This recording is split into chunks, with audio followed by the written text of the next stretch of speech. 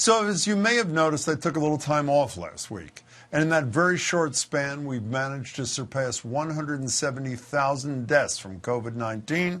And the president is apparently getting behind yet another unproven coronavirus cure.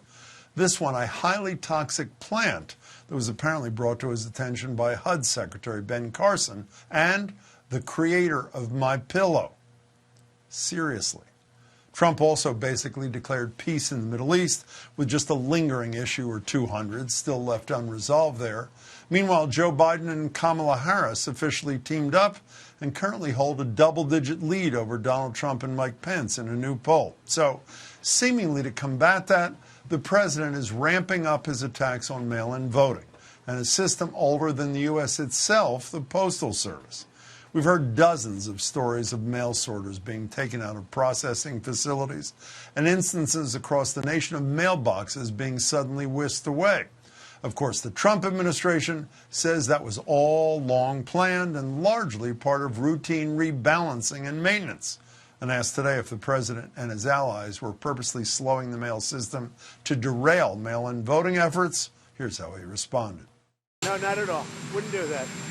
No, I have encouraged everybody, speed up the mail, not slow the mail. And yet, here's what Trump said just a few days earlier about the Democrats' request to get money to fund postal services. They want $25 billion for the post office. Now, they need that money in order to have the post office work so it can take all of these millions and millions of ballots. But if they don't get those two items, that means you can't have universal mail-in voting because they're not equipped to have it. So let's see. Apparently, televangelists, the LA Lakers, and Shake Shack all deserved a coronavirus bailout, but Trump feels the Postal Service, which again is a service that was never meant to be for-profit and which just about every American relies on, does not. As a reminder, it's not just mail-in ballots they deal with. They're also checks people need to feed their families, life-saving medications. But back to the ballots. On Friday, the Postal Service warned that mail delays in nearly every state might result in election ballots going uncounted. Several attorneys general, including Massachusetts AG Maura Healey, are considering lawsuits over the situation. And House Speaker Nancy Pelosi is calling the House back into session to vote on a postal funding bill just this weekend, while two other House Democrats are taking things a big step further. Congressman Ted Lieu and Hakeem Jeffries have written a letter to FBI Director Christopher Wray, calling for a criminal investigation into the Postmaster General, Louis DeJoy, whose only qualification for the job seems to be that he was a major Trump donor. Trump met with DeJoy back on August 3rd as the postal crisis was really ramping up, but then 6 days later, the president denied having spoken to his Postmaster General and more recently had this to say about his efforts. I don't know what he's doing. I can only tell you he's a very smart man. He wants to make the post office great again. Does he?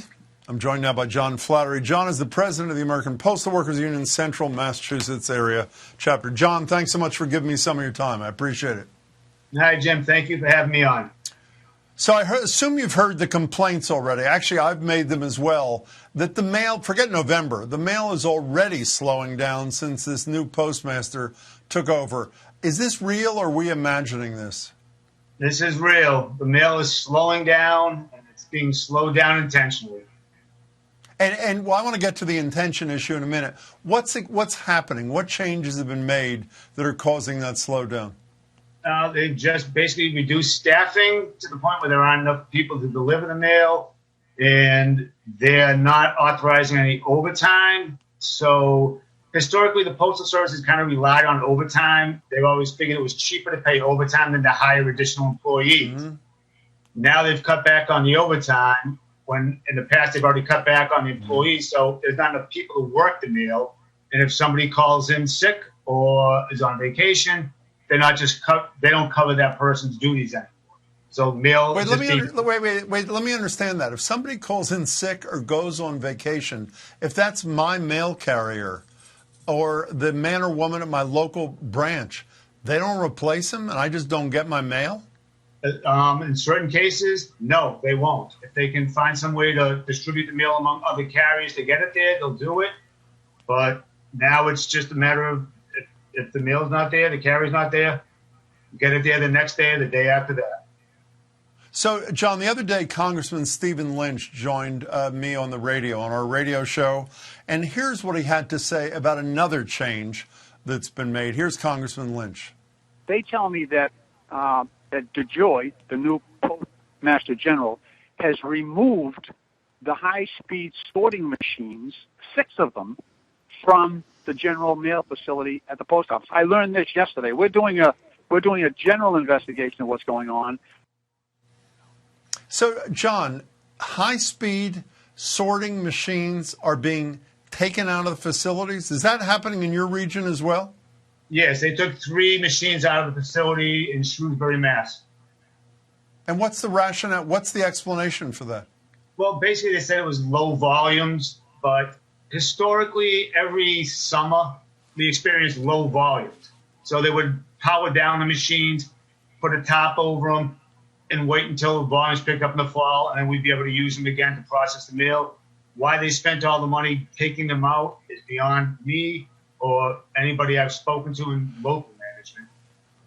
So one of the things, I'm sure you've heard this many more times than I have, the new postmaster, DeJoy, is saying that this cost cutting that he's doing, things I guess like taking out these high-speed sorting machines, the other stuff he's doing, is going to lead to greater efficiency within the Postal Services. Is there any merit at all to his assertions? Well, I don't see how making us less efficient is going to make us more efficient. And that's what he's done. You know, one of the things I think about a lot is the morale of workers in tough situations. How long have you been a postal worker? 33 years. Wow, 33 years. So when you see that the public is losing faith in the ability of the Postal Service to do the job that we all take for granted and assume is always going to be done, particularly around something as critical as election season, what does that do for you and for the men and women who you represent? It's disheartening, I'll tell you that. I mean, when I started, I was a 22-year-old kid, and I came in and thought, it's just a job. It was quickly ingrained in me that this isn't just a job. You got to make sure that every piece gets delivered to every address every day. And believe me, the old timers drummed that into me, and it's being drummed into people now. And after going through years of that, to be told now that don't worry about it, we'll get it there when we can, it's just incredibly frustrating. I mean, we've gone through the COVID crisis. While we were going through that, we had people going to work thinking that they may not have a paycheck come this fall, and then we have this piled on top of it. So it's getting a little tough to be a postal employee. You know, you said a couple of minutes ago, John, you used the word intentional. I said I'd get back to it. As you just heard a couple of seconds ago, I played sound of Donald Trump saying he's not only not trying to slow down the mail, he's trying to speed it up. Why do you believe that this slowdown, as you described, why do you believe it's intentional? Well, for year after year after year, the Postal Service has always been ranked as the most favorable government agency. We're the one agency where people say they actually do what we want them to do. This president is trying to destroy the trust in the Postal Service so that he can win an election. So he is denigrating us, downgrading us, defunding us. He's doing everything he can. He's appointed every member of the Board of Governors is a Trump appointee. They appointed a political hack who's donated millions of dollars and has millions of dollars invested in companies that do business with the company, the Postal Service that he oversees. I don't know how it passes the ethics test. And by the way, that Mr. DeJoy, I assume most viewers know, has absolutely no experience. I believe he's the only Postmaster General ever who has had prior experience with the there have been a few, but the last there have been a few. Oh yeah, the last few have all been career posters. So I want to get to the actual numbers. I want to put something up on the screen. In 2016, 24% of people who did vote voted absentee or by mail. The estimates are anywhere from, I've read 60% to 2/3 going to vote by mail in 2020, and more than 3/4 are eligible to vote. Under the current conditions, the overtime cutbacks, the high-speed mail sorting machine disappearance.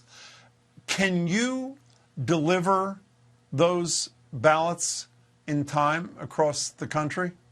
If they would let us do the job that we've sworn an oath to do, we could deliver that. I mean, no problem. We go through Christmas every year. Mm-hmm. I mean, that's a ton of mail. We handle it. That's, again, I don't want to sound Pollyannish, but the people that work for the Postal Service, they genuinely care about making sure that everyone gets their mail. I mean, the window clerks, they deal with the people at the counter. The letter carriers here. So we want to make sure everyone gets their mail. People depend on us for medicine, for bills. Yeah. You go to rural America, we matter. I don't think people ever realize how much we matter. Now they're starting to, but it's a service to the public. That's what we are, not a business. I want to seize on something you said. By the way, there are 3 billion pieces of mail in the United States delivered around Christmas week, and there are only 150 million registered voters in this country. So if every one of them voted by mail, I think your assertion makes sense. But there was a big word at the beginning of that sentence, John, when you said, if they let us do our jobs like we're used to. Let's assume they continue with no overtime, no replacement of people who call in sick, a removal of at least some high-speed sorting machines. Under those circumstances, can you deliver these ballots on time? We should be able to. Again, I don't know what handcuffs they're going to put on the employees to do it. I know everybody that works there wants to, local management, everybody. I mean, we want to get this mail delivered. Political mail is very important. It's treated very special by the Postal Service. It should get there. I mean, under ordinary, if you asked me in March, I would say you're crazy to even think about it. You're asking me now, I don't know what's going to happen in a week or two. And under this administration, I just can't even guess. You know, John, as I said, a lot of people don't appreciate the work you do. And you know that old saying, you don't know what you got till it's gone. Well, now that people are worried that it could be gone, people are appreciating your work. And I really hope you're able to do it freely. Good luck coming up to November and in November. John, thanks so much for your time. All right. Thank you for talking about the issues. I appreciate it.